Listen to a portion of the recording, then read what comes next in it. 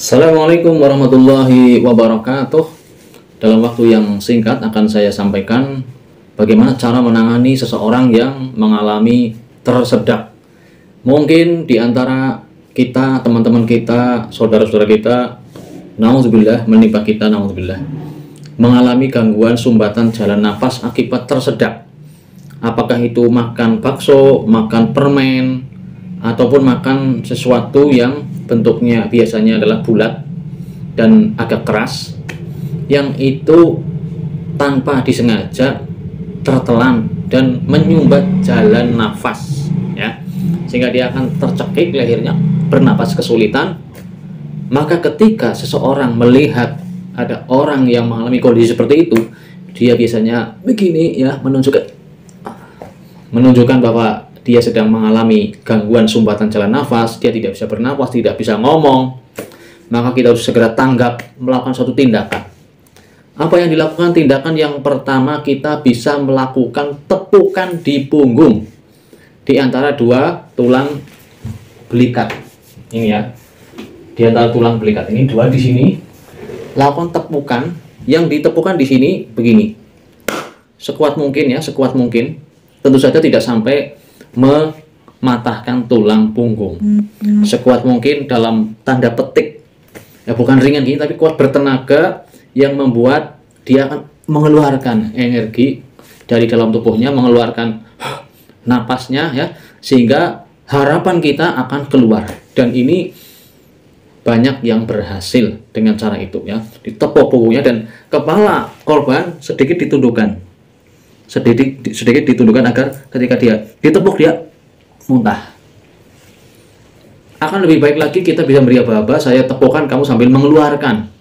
Jadi energi dia keluarkan, ditepuk 1, 2, 3, ya, sambil dikeluarkan. Gitu. Harapannya keluar.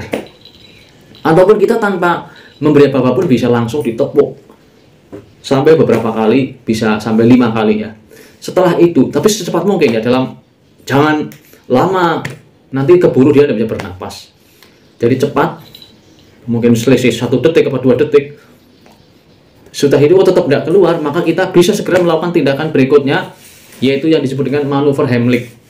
Bagaimana caranya? Yaitu kita menekan di bawah ulu hati, ya. Jadi ini ulu hati, ya, di bawah dikit, dan ini pusar. Jadi antara ini tulang dada paling bawah dan pusar di sini, di tengah-tengah sini. Caranya bagaimana? Ditundukkan pengunjung korban, ditundukkan begini. Kemudian penolong diusahakan mempunyai tinggi badan yang sama atau sejajar. Kemudian tangan penolong, ya, satu dikepalkan begini. Maaf, ya, begini. Jadi ini tujuannya untuk memberikan tonjolan ke sana. Kemudian dari sini ini pusar, ini tulang ini, ya, di sini, ya. Ini ditekan ke sana, badannya ditundukkan, badan korban ditekannya, tekan agak ke atas, jadi nyudut ke sana dengan cukup kuat, ya, begitu. Insya Allah dengan cara ini akan berhasil. Kalau tetap tidak berhasil, kita bisa mencoba di logoh dengan tangan. Kalau udah besar, ya, usahakan sambil ditepuk-tepuk, di raih dengan tangan, atau dilakukan ini manuver Heimlich, segera dilarikan ke rumah sakit kalau memungkinkan, ya, karena tentu saja ini waktunya sangat-sangat singkat, ya, jangan sampai terlalu lama. Mungkin bisa bernapas sedikit demi sedikit, insya Allah akan tetap menolong, ya. Tapi kalau menyumbat sama sekali, ya, walau alam. Kita berharap kalaupun dia mengalami sumbatan, masih ada celah sedikit yang bisa digunakan untuk bernapas, sehingga masih bisa dibawa sampai ke unit gawat darurat atau ke IGD atau ke puskesmas terdekat untuk segera mendapatkan pertolongan lanjutan, ya. Tapi insya Allah ketika cuma berupa sumbatan di leher dengan cara-cara yang disebutkan tadi, sudah bisa memberikan pertolongan yang sangat bermanfaat kepada orang yang mengalami korban sumbatan jalan nafas atau tersedak. Oleh karena itu, yang pertama saya pribadi mengingatkan kepada para pemirsa sekalian, ketika makan hendaknya berhati-hati, khususnya anak-anak. Makan misalnya minum boba, itu risikonya tinggi disedot, nah itu bisa kesedap, masuk bobanya menyumbat. Dan anak kecil itu bisa menyedak di sini. Demikian pula makan bakso yang keras ya, apalagi giginya ompong orang tua, mungkin dikunyah sini lari ke sana, ketelan. Ini bisa membuat sumbatan di saluran napas, khususnya di bagian atas.